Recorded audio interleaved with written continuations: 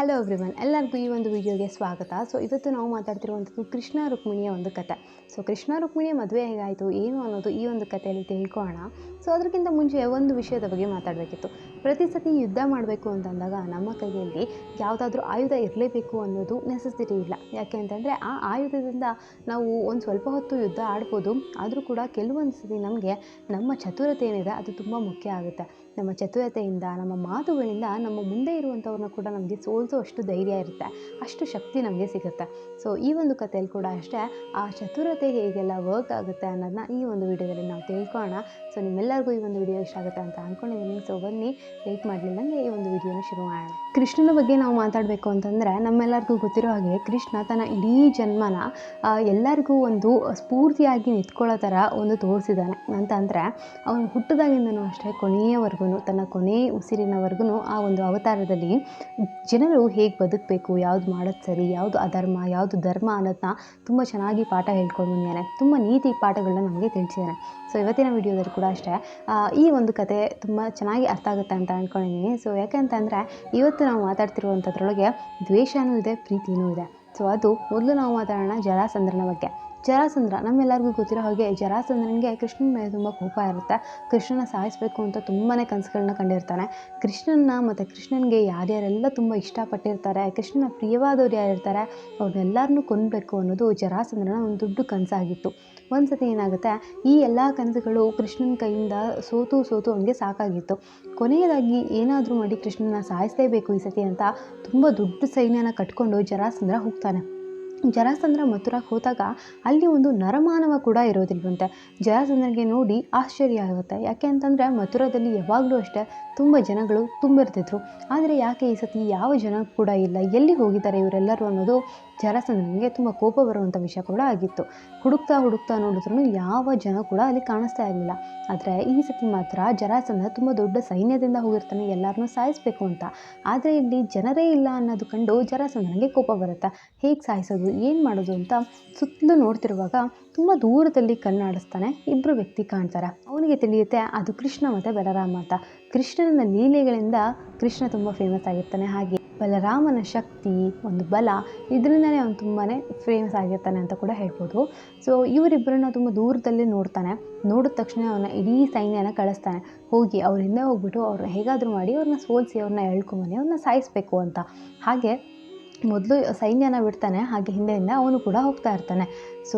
ನಮಗೆ ಯಾರಾದರೂ ಹೋಗೋವಾಗ ನಮ್ಮ ಹಿಂದೆ ಯಾರಾದರೂ ಬರ್ತಾ ಇದ್ದರೆ ನಮಗೆಲ್ಲರಿಗೂ ತುಂಬ ಬೇಗ ತಿಳಿಯುತ್ತೆ ಯಾರೋ ಬರ್ತಾ ಇದ್ದಾರೆ ಅಂತ. ಅಷ್ಟರೊಳಗೆ ಅಲ್ಲಿರುವಂಥದ್ದು ಮಹಾನ್ ಶ್ರೀಕೃಷ್ಣ. ಶ್ರೀಕೃಷ್ಣನಿಗೆ ಗೊತ್ತಾಗಲಿಲ್ಲದೆ ಇರ್ತಾ ಯಾರಾದರೂ ಬರ್ತಾ ಇದ್ದಾರೆ ಬರ್ತಿಲ್ಲ ಅಂತ ಖಂಡಿತವಾಗ್ಲೂ ಗೊತ್ತಾಗುತ್ತೆ. ಗೊತ್ತಾದಮೇಲೆ ಇವ್ರನ್ನ ಇನ್ನೊಂದು ಸ್ವಲ್ಪ ಆಟಾಡಿಸ್ಬೇಕು ಅನ್ನೋದು ಕೂಡ ಅವ್ರ ತಲೆಯಲ್ಲೂ ಇರುತ್ತೆ. ಓಡಿ ಹೋಗೋಣ ಬನ್ನಿ ಅಂತ ಬಲರಾಮ ಮತ್ತು ಶ್ರೀಕೃಷ್ಣ ಇಬ್ಬರು ಅಷ್ಟೇ ಓಡೋಕ್ಕೆ ಶುರು ಮಾಡ್ತಾರೆ. ಓಡೋಕ್ಕೆ ಶುರು ಮಾಡಿದ ತಕ್ಷಣ ಈ ಕಡೆ ಜರಾಸಂದ್ರನಿಗೆ ಖುಷಿ ಆಗ್ತಾ ಇರುತ್ತೆ. ಯಾಕೆ ಅಂತಂದರೆ ಜರಾಸಂದ್ರ ಅಂದ್ಕೊಳ್ಳೋದು ನನ್ನ ನೋಡಿ ಹೆದರ್ಕೊಂಡು ಓಡಿ ಹೋಗ್ತಾ ಇದ್ದಾರೆ ಇವರಿಬ್ಬರು ಅಂತ ತುಂಬ ಖುಷಿಯಿಂದ ಅವನು ಕೂಡ ಅಷ್ಟೇ ಅವ್ರನ್ನ ಹಿಡ್ಕೊಳ್ಳಿ ಅಂತ ಅವನ ಸೈನ್ಯನ ಕಳಿಸ್ತಾ ಇರ್ತಾನೆ. ಅವನು ಹೇಳೋದು ಕೂಡ ಅಷ್ಟೇ, ನೀವು ಎಲ್ಲೇ ಓಡಿ ಹೋದರೂ ನಿಮ್ಮನ್ನು ಬಿಡೋದಿಲ್ಲ, ಇವತ್ತು ನಿಮ್ಮನ್ನು ಕಟ್ಟಿ ಹಾಕ್ತೀನಿ, ನಿಮ್ಮನ್ನು ಹೇಗಾದರೂ ಮಾಡಿ ಸಾಯಿಸ್ತೀನಿ ಅಂತ ಕೃಷ್ಣನಿಗೆ ಜೋರಾಗಿ ಜರಾಸಂದ್ರ ಹೇಳ್ತಾ ಇರ್ತಾರೆ. ಹಾಗೆ ಓಡಿ ಹೋಗ್ತಾ ಅಲ್ಲಿ ಒಂದು ದೊಡ್ಡ ಪರ್ವತ ಬರುತ್ತೆ. ಆ ಪರ್ವತದ ಹೆಸರೇ ಪ್ರವಶೀನ ಪರ್ವತ ಅಂತ. ತುಂಬ ಎತ್ತರವಾದ ಪರ್ವತ. ಆ ಪರ್ವತದ ಮೇಲಿಂದ ಅಂದರೆ ತುದಿಗೆ ಹೋಗ್ಬಿಟ್ಟು ನಿಂತ್ಕೊಂಡ್ರೆ ನಾವು ಅಲ್ಲಿ ನಾವು ಮೋಡಗಳನ್ನ ಕೂಡ ನೋಡ್ಬೋದು, ಅದನ್ನ ಮುಟ್ಬೋದು ಅಂತ ಕೂಡ ಹೇಳ್ತಿರ್ತಾರೆ. ಅಷ್ಟು ದೊಡ್ಡವಾದ ಪರ್ವತ ಇರುತ್ತೆ ಅಂತ ಅದು. ಆ ಪರ್ವತದ ತುದಿಗೆ ಹೋಗ್ಬಿಟ್ಟು ಬಲರಾಮ ಮತ್ತು ಶ್ರೀಕೃಷ್ಣ ಹತ್ತಿ ನಿಂತ್ಕೊತಾರೆ. ಈ ಕಡೆ ಜರಾಸಂದ್ರ ತನ್ನ ಸೈನಿಕರಿಗೆಲ್ಲರಿಗೂ ಬೇಗ ಹೋಗಿ ಅವ್ರನ್ನ ಹಿಡ್ಕೊಳ್ಳಿ ಅಂತ ಹೇಳ್ತಿರ್ತಾರೆ. ಅವರೆಲ್ಲರೂ ಅಲ್ಲಿ ಹೋಗ್ತಾ ಇರುವಾಗ ಈಗ ಆಲ್ರೆಡಿ ಶ್ರೀಕೃಷ್ಣ ಮತ್ತು ಬಲರಾಮ ಮೇಲ್ಗಡೆ ಹತ್ತಿ ನಿಂತಾಗಿದೆ. ಇನ್ನೇನಿದ್ರು ಅವ್ರು ಕೆಳಗಡೆನೇ ಬರಬೇಕು ಅನ್ನೋ ಒಂದು ಕಾರಣಕ್ಕೆ ಆ ಇಡೀ ಒಂದು ಪರ್ವತದ ಸುತ್ತಲೂ ಅವನ ಸೈನ್ಯ ಕಟ್ ಹಾಕುತ್ತೆ ಅವ್ರನ್ನ. ಅವ್ರು ಹೇಗೂ ಕೆಳಗಡೆ ಬಂದು ನಮ್ಮ ಕೈಯಲ್ಲಿ ಸಿಗಬೇಕು ಅಂತ ಅಲ್ಲೇ ಪೂರ್ತಿ ಕಟ್ ಹಾಕೊಂಡಿರುತ್ತೆ. ಹಾಗೆ ಆ ಸಂದರ್ಭದಲ್ಲಿ ಅವಾಗ ಜರಾಸಂದ್ರ ಹಿಂದಿನಿಂದ ಬರ್ತಾನೆ. ಹಿಂದಿನಿಂದ ಬಂದು ನೋಡಾದ್ಮೇಲೆ ನೀವು ಇವತ್ತು ಮಾತ್ರ ನೀವು ಬದುಕೊಳ್ಳೋದಕ್ಕೆ ಸಾಧ್ಯನೇ ಇಲ್ಲ ಅಂತ ಹೇಳಿ ಬೆಂಕಿ ಹಚ್ತಾನೆ ಆ ಒಂದು ಪರ್ವತಕ್ಕೆ. ಆ ಪರ್ವತದಿಂದ ಬೆಂಕಿ ಉರಿತಾ ತುದಿ ಕೂಡ ಹೋಗ್ತಾ ಇರುತ್ತೆ. ಇದಾದಮೇಲೆ ಜರಾಸಂದ್ರನಿಗೆ ತುಂಬ ಖುಷಿ ಆಗ್ತಾ ಇರುತ್ತೆ. ಯಾಕೆ ಅಂತಂದರೆ ಇವತ್ತು ಇವ್ರನ್ನ ಕಾಪಾಡೋಕ್ಕೆ ಯಾರ ಕೈಯಲ್ಲೂ ಸಾಧ್ಯ ಇಲ್ಲ, ನಾನು ಹೇಗಾದರೂ ಮಾಡಿ ಸಾಯಿಸೇ ಬಿಡ್ಬೋದು ಇವ್ರನ್ನ ಅಂತ ತುಂಬ ಖುಷಿ ಪಡ್ತಿರ್ತಾನೆ. ಆ ಸಂದರ್ಭದಲ್ಲಿ ಮೇಲಿನಿಂದ ಬಲರಾಮ ಮತ್ತು ಕೃಷ್ಣ ಅವ್ರಿಗೆ ಗೊತ್ತು ಅವರಿಬ್ಬರು ದೇವರು, ಯಾರು ಇವ್ರನ್ನ ಸಾಯಿಸೋದಕ್ಕೆ ಆಗೋದೇ ಇಲ್ಲ ಆ ಥರ ಅಂತ ಅವ್ರಿಗೆ ತುಂಬ ಚೆನ್ನಾಗಿ ಗೊತ್ತು. ಅವಾಗ ಅವರು ನಗ್ತಿರ್ತಾರೆ. ನಕ್ಕೊಂಡು ಮಾತಾಡೋದೇನು ಅಂತಂದರೆ, ಈ ಮೂರ್ಖನ ಹತ್ರ ನಿಂತ್ಕೊಂಡು ನಾವು ಮಾತಾಡಿದ್ರೆ ಸುಮ್ಮನೆ ನಮ್ಮ ಸಮಯನೇ ವ್ಯರ್ಥ ಆಗೋದು. ನಮಗೆ ಯಾವುದೇ ಜಗಳಗಳು ಯಾವುದೇ ಬೇಡ ಅಂತ ನಾವು ಈ ಒಂದು ಮಥುರನ ಬಿಟ್ಟು ದ್ವಾರಕಕ್ಕೆ ಹೋಗಿದ್ದೀವಿ.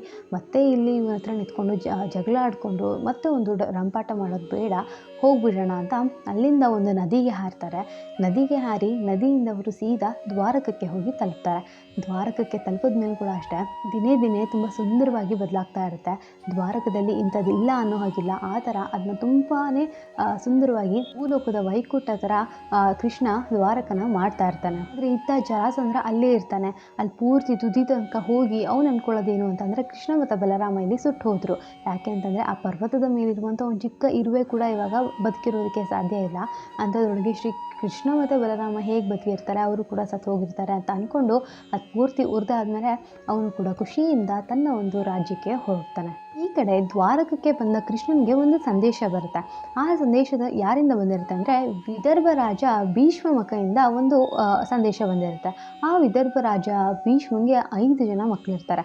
5 ಜನ ಗಂಡು ಮಕ್ಕಳು, ಹಾಗೆ ಒಂದು ಹೆಣ್ಣು ಮಗು. ಆ ಹೆಣ್ಣು ಮಗು ಕೊನೆಯದಾಗಿ ಹುಟ್ಟಿರುವಂಥ ಹೆಣ್ಮಗು ಆಗಿರುತ್ತೆ. 5 ಜನ ಗಂಡು ಮಕ್ಕಳು ಯಾರು ಅಂತಂದರೆ, ರುಕ್ಮಿ, ರುಕ್ಮರಥ, ರುಕಾಂಬು, ಅದರ ಜೊತೆಗೆ ರುಕ್ಮೇಶ ಮತ್ತು ರುಕ್ಮಾಲಿ ಅಂತ.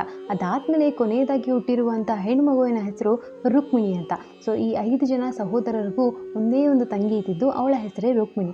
ರುಕ್ಮಿಣಿ ಅಂತೂ ಚಿಕ್ಕ ವಯಸ್ಸಿಂದನೂ ಅಷ್ಟೇ ಅವರ ತಂದೆ ಮತ್ತು ಗುಡಾಚಾರ್ಯ ಇಬ್ಬರು ಕುತ್ಕೊಂಡು ಕೃಷ್ಣನ ಬಗ್ಗೆ, ಕೃಷ್ಣನ ಲೀಲೆ ಬಗ್ಗೆ ಕುತ್ಕೊಂಡು ಮಾತಾಡ್ತಿರುವಾಗ ಕದ್ದು ಮುಚ್ಚಿ ಬಂದು ಕೇಳಿಸ್ಕೊತಾ ಇದ್ಲಂತೆ ರುಕ್ಮಿಣಿ. ಕೇಳಿಸ್ಕೊಂಡು ಕೃಷ್ಣನ ಮೇಲಿರುವಂಥ ಒಂದು ಗೌರವ ಜಾಸ್ತಿ ಆಗ್ತಾ ಬರುತ್ತೆ. ದೊಡ್ಡವಳು ಆಗ್ತಾ ಅವಳು ಯೌವನಕ್ಕೆ ಕಾಲಿಡ್ತಾಳೆ. ಯೌವನಕ್ಕೆ ಕಾಲಿಟ್ಟಾದ್ಮೇಲೆ ಕೃಷ್ಣನ ಬಗ್ಗೆ ಯೋಚನೆ ಮಾಡ್ತಿರ್ತಾಳೆ. ಕೃಷ್ಣ ಹೀಗಿರ್ಬೋದಾ ಹಾಗಿರ್ಬೋದಾ ಅಂತ ತುಂಬಾ ಅವಳು ಪೇಂಟಿಂಗ್ಸ್ ಕೂಡ ಕೃಷ್ಣಂದು ಮಾಡ್ತಾ ಇರ್ತಾಳಂತೆ. ಆದರೆ ಅದುವರೆಗೂ ಅವಳು ಕೃಷ್ಣ ಹೇಗಿದ್ದಾಳೆ, ಹೇಗೆ ಏನು ಅಂತ ಒಂದಿನ ಕೂಡ ಅವಳು ನೋಡಿರೋದಿಲ್ಲ ಕೃಷ್ಣನ್ನ. ಆದರೂ ಕೂಡ ಹೇಗಿರ್ಬೋದು ಅಂತ ಅವಳೇ ಯೋಚನೆ ಮಾಡಿ ಮಾಡ್ತಿರ್ತಾಳೆ. ಯೌವನಕ್ಕೆ ಬಂದಾದಮೇಲೆ ಅವಳಿಗೆ ಕೃಷ್ಣನ ಮೇಲಿರುವಂಥ ಒಂದು ಗೌರವ ಪ್ರೀತಿಯಾಗಿ ಬದಲಾಗುತ್ತೆ. ಈಗ ರುಕ್ಮಿಣಿಗೆ ಹೇಗಾದರೂ ಮಾಡಿ ಕೃಷ್ಣನ್ನೇ ಮದುವೆ ಆಗಬೇಕು ಅನ್ನೋ ಒಂದು ಆಸೆ ಕೂಡ ಹೆಚ್ಚಾಗ್ತಾ ಇರುತ್ತೆ. ಆದರೆ ಈ ಒಂದು ಆಸೆಗೆ ವಿರುದ್ಧವಾಗಿ ರುಕ್ಮಿ ಇರ್ತಾನೆ. ರುಕ್ಮಿ ಅಂತ ಅಂದರೆ ರುಕ್ಮಿಣಿಯ ಮೊದಲನೇ ಅಣ್ಣ, ಅಂದರೆ ತುಂಬ ಹಿರಿಯ ಅಣ್ಣ. ಹಾಗೆ ಅವರ ಇಡೀ ಆಡಳಿತನೆಲ್ಲ ಇವಾಗ ರುಕ್ಮಿನೇ ನೋಡ್ಕೊತಿರ್ತಾನೆ. ರುಕ್ಮಿಗೆ ಯಾರೂ ವಿರುದ್ಧವಾಗಿ ಮಾತಾಡೋ ಹಾಗಿರಲಿಲ್ಲ.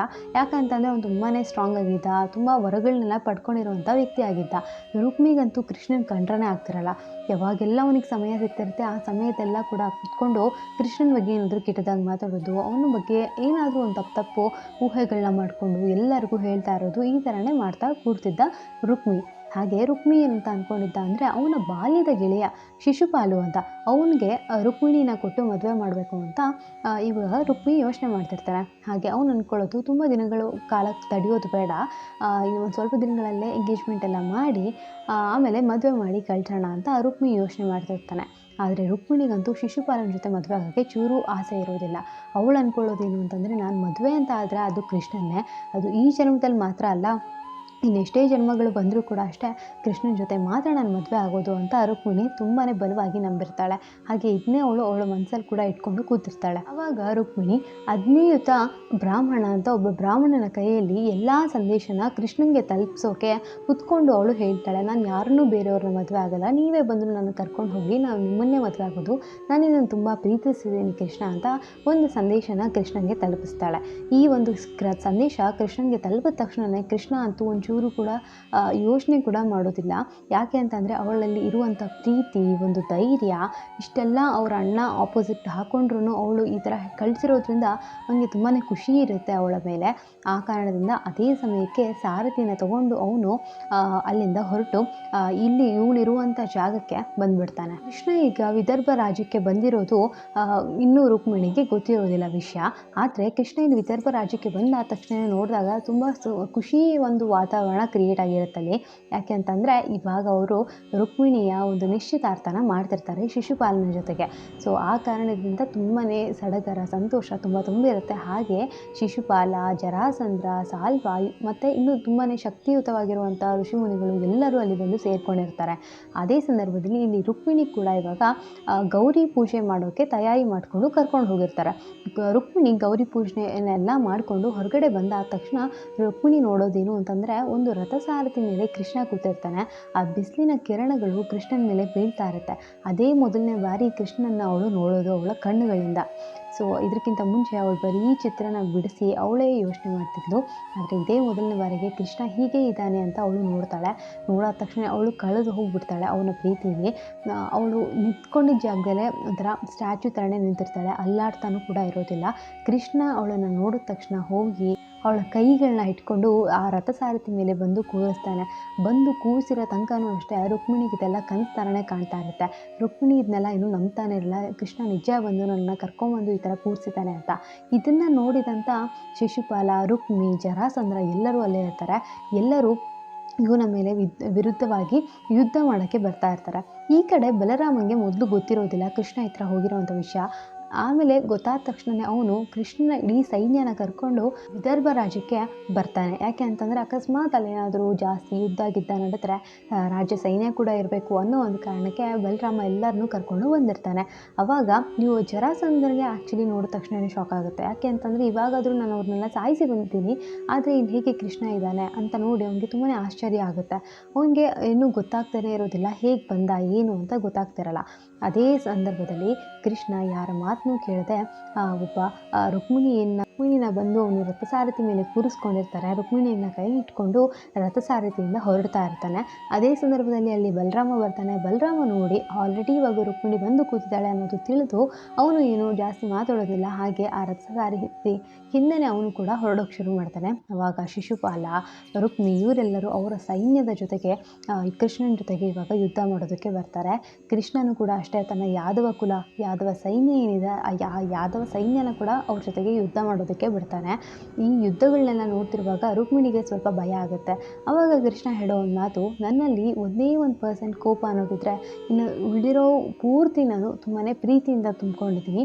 ನೀನು ನಾನು ಯಾರನ್ನೋ ಪ್ರೀತಿಸ್ತೆ ಅಂತೆಲ್ಲ ಹೆದರಬೇಡ, ನೀನು ಪ್ರೀತಿಸಿರೋರು ನಿನಗೆ ಮೋಸ ಅಂತೂ ಮಾಡೋದಿಲ್ಲ, ನಿನ್ನ ಜೊತೆಗೆ ನಾನು ಯಾವಾಗಲೂ ಇರ್ತೀನಿ ಅಂತ ಕೃಷ್ಣ ರುಕ್ಮಿಣಿಗೆ ಭರವಸೆ ಕೊಟ್ಟು ರುಕ್ಮಿಣಿ ಜೊತೆಗೆ ಅಲ್ಲೇ ಕೂತಿರ್ತಾನೆ. ಹಾಗೆ ಯುದ್ಧ ನಡೀತಿರೋ ಸಂದರ್ಭದಲ್ಲಿ ಅಲ್ಲಿ ಎಷ್ಟೊಂದು ಜನ ಯುದ್ಧ ಮಾಡ್ತಿರೋರು ಓಡಿ ಹೋಗ್ತಾರೆ. ಯಾಕೆ ಅಂತಂದರೆ ಅವರೆಲ್ಲರಿಗೂ ಯಾದವ ಸೈನ್ಯನ ಸೋಲ್ಸೋಕ್ಕಾಗ್ತಾ ಇರೋದಿಲ್ಲ. ಆದರೆ ರುಕ್ಮಿ ಮಾತ್ರ ಓಡಿ ಹೋಗೋದಿಲ್ಲ, ರುಕ್ಮಿ ಅಲ್ಲೇ ಇರ್ತಾನೆ. ರುಕ್ಮಿ ಹೇಗಾದರೂ ಮಾಡಿ ಆ ರುಕ್ಮಿಣಿನ ಕರ್ಕೊಂಡು ಹೋಗ್ಬಿಟ್ಟು ಶಿಶುಪಾಲನ ಜೊತೆ ಮದುವೆ ಮಾಡಬೇಕು ಅನ್ನೋದು ರುಕ್ಮಿಗಾಗಿರುತ್ತೆ. ಸೊ ಲಾಸ್ಟಲ್ಲಿ ಎಲ್ಲರೂ ಓಡಿ ಹೋಗಿರ್ತಾರೆ ರುಕ್ಮಿ ಕಡೆಯಲ್ಲಿರೋರು, ಆದರೆ ರುಕ್ಮಿ ಮಾತ್ರ ಹೋಗೋದಿಲ್ಲ. ಅವನು ಲಾಸ್ಟಿಗೆ ಒಂದು ಖಡ್ಗನ ತೊಗೊಂಡು ಬರ್ತಾನೆ. ಖಡ್ಗ ತೊಗೊಂಡ್ಬಂದು ಕೃಷ್ಣನ ಸಾಯಿಸಬೇಕು ಅಂತ. ಅದೇ ಸಂದರ್ಭದಲ್ಲಿ ಕೃಷ್ಣ ಕೂಡ ಅಷ್ಟೇ ಆ ಒಂದು ಖಡ್ಗನ ತೊಗೊಂಡು ಅವನ್ನ ಸಾಯಿಸೋಕ್ಕಂತ ಅವನ್ನ ಕಟ್ ಹಾಕಿ ಅವನಿಗೆ ಇನ್ನೇನು ತಲೆ ಕಡಿತಿರುವಾಗ ರುಕ್ಮಿಣಿ ಅಳ್ಕೊಂಡು ಕಾಲು ಬೀಳ್ತಾಳೆ. ಕಾಲು ಬಿದ್ದು ನನ್ನ ಅಣ್ಣನ ಮಾತ್ರ ಸಾಯಿಸಬೇಡಿ, ಅವನು ತುಂಬ ಒಳ್ಳೆಯವನು ಅಂತ ಹೇಳೋಕ್ಕೆ ಶುರು ಮಾಡಿದಾಗ ಕೃಷ್ಣನಿಗೆ ರುಕ್ಮಿಣಿನ ನೋಡಿ ಪಾಪ ಅನಿಸುತ್ತೆ. ಆದರೂ ಕೂಡ ಅವನು ಹೇಳ್ತಾನೆ, ನಾನಿವಾಗ ಅವನ್ನ ಈ ಥರ ಸಾಯಿಸೋದಿಲ್ಲ, ಆದರೆ ಅವನಿಗೆ ಒಂದು ಶಿಕ್ಷೆ ಕೊಡಲೇಬೇಕು ಅಂತ ಅವನ ಅರ್ಧ ಕೂದಲನ್ನ ತೆಗಿತಾರೆ. ಹಾಗೆ ಅರ್ಧ ಮೀಸೆಯನ್ನು ತೆಗೆದು ಹೀಗೆ ನೀನು ಇಡೀ ಜೀವನ ಬದುಕಬೇಕು ಅಂತ ರುಕ್ಮಿಣಿಗೆ ಹೇಳಿ ಅಲ್ಲಿಂದ ರುಕ್ಮಿಣಿನ ಕರ್ಕೊಂಡು ದ್ವಾರಕಕ್ಕೆ ಕೃಷ್ಣ ಹೊರಡ್ತಾನೆ. ದ್ವಾರಕಕ್ಕೆ ಹೊರಟಾದ್ಮೇಲೆ ದ್ವಾರಕದಲ್ಲಿ ರುಕ್ಮಿಣಿ ಮತ್ತು ಕೃಷ್ಣನ ಮದುವೆ ಆಗೋದು. ಸೊ ಈ ಥರ ರುಕ್ಮಿಣಿ ಮತ್ತು ಕೃಷ್ಣ ಒಂದಾಗಿದ್ದು, ಮೊದಲು ಮದುವೆ ಆಗಿದ್ದು, ಭೇಟಿಯಾಗಿದ್ದು ಎಲ್ಲ. ಸೊ ನಿಮಗೆಲ್ಲ ಹೇಗೆ ಅನ್ನಿಸ್ತು ಈ ಕತೆ ಅಂತ ಕೂಡ ಕಮೆಂಟ್ ಸೆಕ್ಷನಲ್ಲಿ ತಿಳಿಸೋದನ್ನ ಮರಿಬೇಡಿ. ಸೊ ಇದೇ ಥರದ ವೀಡಿಯೋಸ್ ಬರ್ತಿರುತ್ತೆ, ನಿಮ್ಮೆಲ್ಲರಿಗೂ ಇಷ್ಟ ಆಗುತ್ತೆ ಅಂತ ಅಂದ್ಕೊಂಡಿದ್ದೀನಿ. ಇಷ್ಟ ಆದರೆ ಪ್ಲೀಸ್ ಲೈಕ್ ಮಾಡಿ, ಕಮೆಂಟ್ ಮಾಡಿ, ಶೇರ್ ಮಾಡಿ. ಸೊ ಮತ್ತೊಂದು ವೀಡಿಯೋದಲ್ಲಿ ಸಿಗ್ತೀನಿ. And take care, bye.